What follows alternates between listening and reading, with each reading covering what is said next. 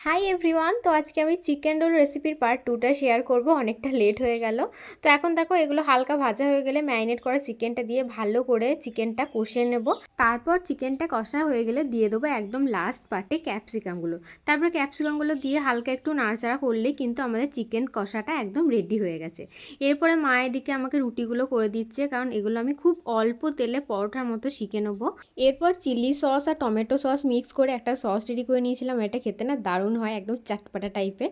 তারপরে নিয়ে নিয়েছিলাম চিকেন কারিটা, তো হয়ে গেছে আগে থেকে, আর পেঁয়াজ কুচি, লঙ্কা কুচি, শসা কুচি এগুলো কেটে নেওয়া হয়েছে। এরপর পরোটার ওপর নিজের ইচ্ছে মতো সস লাগিয়ে প্রথমে চিকেন কারিটা, আর তারপরে শসা কুচি, পেঁয়াজ কুচি, লঙ্কা কুচি সব কিছু দিয়ে ওপর থেকে সামান্য পরিমাণ বিট নুন ছড়িয়ে দিয়েছি।